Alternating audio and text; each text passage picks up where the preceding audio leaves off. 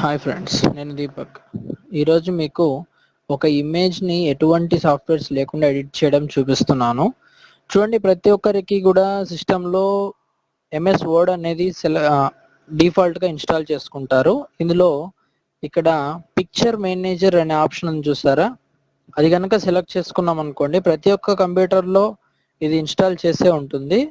కాబట్టి దీంతో మనం ఈజీగా ఇమేజెస్ని ఎడిట్ చేసుకోవచ్చు. చూడండి, ఇక్కడ నా సిస్టంలో ఉండే డిఫాల్ట్ ఇమేజెస్ అనేవి ఇక్కడ చూపించడం జరుగుతుంది. సో మనం ఇవి కావాలనుకుంటే ఇక్కడ ఉండే వ్యూస్ మార్చుకోవచ్చు. అలాగే ఇక్కడ పాత్ అనేది సెలెక్ట్ చేసుకొని కూడా ఇంపోర్ట్ చేసుకొని మనం ఎడిట్ చేయొచ్చు. ఇక్కడ నేను డెమాన్స్ట్రేషన్కి ఈజీగా ఉంటుందని చెప్పేసి డెస్క్టాప్ మీద నా ఇమేజ్ పెట్టున్నాను. దాన్ని పిక్చర్ మేనేజర్తో ఓపెన్ చేశాను. చూడండి, వ్యూ అనేది ఇలా వచ్చింది.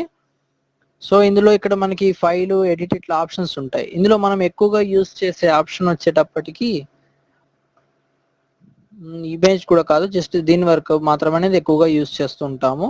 ఇందులో ఉండే ప్రతి ఆప్షన్, కలర్, క్రాప్, ఇటువంటి ఆప్షన్స్ అన్ని కూడా ఇక్కడ ఎడిట్ ఇమేజ్ అనే ఆప్షన్లో దొరుకుతాయి మనకి. ఇక్కడ చూడండి, నేను కనుక ఇట్లా సెలెక్ట్ చేసుకుంటే మనం దీని యొక్క బ్రైట్నెస్ అలాగా పెంచుకోవచ్చు అనమాట. పెంచడం కానీ తగ్గించడం కానీ ఏదైనా చేయొచ్చు. అండ్ ఇక్కడ నేను బ్యాక్ అనేది వచ్చేస్తున్నాను. నెక్స్ట్ కలర్ ఎఫెక్ట్లో కనుక వెళ్ళిపోతే మనం దీని యొక్క ఇమేజ్ యొక్క కలర్ అనేది చేంజ్ చేయొచ్చు. అంటే దాన్ని డైరెక్ట్గా కేయానిక్ కానీ లేకపోతే అట్లాగా మెగెంటా ఇలా వేరు వేరు కలర్స్లోకి చేంజ్ చేయొచ్చు. లేదంటే ఇమేజ్ని కొంచెం క్రాప్ చేసుకోవాలనుకుంటే క్రాపింగ్ కూడా మనం ఇక్కడే చేయొచ్చు అనమాట. ఫర్ ఎగ్జాంపుల్, ఇక్కడ వరకు నేను క్రాప్ చేశాను, చూడండి ఎంత ఈజీగా అనేది క్రాప్ అయిపోయిందో. యాస్టీజ్ అలాగే ఇక్కడ మరొక ఆప్షన్స్ అనేవి ఉన్నాయి కదా, రెడ్ ఐ రిమూవల్ అలాగా.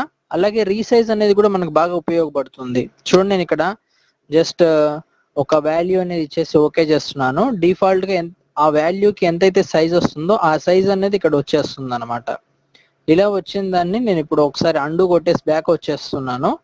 ఇలా మీకు అర్థమయ్యాయి కదా ఎలా క్లియర్గా చేసుకోవచ్చో.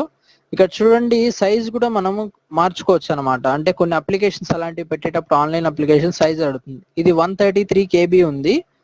ఈ ఫైల్ని నేను ఇంకా తగ్గించుకోవాలనుకోండి, ఇదే ఆప్షన్కి వచ్చి ఇక్కడ రీసైజ్ అని ఉంది కదా, ఇక్కడ కంప్రెషన్ అని చేసేది. ఇక్కడ చూడండి, డాక్యుమెంట్ అని సైజ్ పెట్టగానే నా సైజ్ అనేది చాలా వరకు తగ్గిపోవడం జరిగింది అనమాట. ఇట్లా వెబ్ పేజ్ అంటే 56 KB అలా వస్తుంది. సరే, ఓకే చేసి దీన్ని సేవ్ యాజ్ అని చెప్పి డిఫరెంట్ ఫైల్ నేమ్ తోటి అదే డెస్క్టాప్ మీద నేను ఒకసారి సేవ్ చేసేస్తున్నాను. సరే, ఇమేజ్ అనే పేరుతో ఒకసారి సేవ్ చేస్తున్నాను. డిఫాల్ట్గా జేపీఈజీ ఫార్మాట్లో ఇది సేవ్ అయిపోతుంది అనమాట. సరే, ఒకసారి చూడండి, ఇక్కడ జేపీఈజీ ఫార్మాట్లో వచ్చేసింది. దీని సైజ్ చూడండి, కేవలం 26 KB మాత్రమే ఉందన్నమాట. ఇలా మనం దీని యొక్క సైజ్ మార్చుకోవచ్చు. అలా ఇటువంటి ఎడిటింగ్ ఏదైనా సరే ఫోటోషాప్ లేకుండా ఈజీగా చేసుకోవచ్చు అన్నమాట. సో యూస్ఫుల్గా ఉంటుంది కాబట్టి షేర్ చేయండి ఫ్రెండ్స్. ఇటువంటి మరిన్ని వీడియోస్ కోసం దీపక్ టిప్స్ అనే ఛానల్లో సబ్స్క్రైబ్ అవ్వండి. Thank you very much for watching.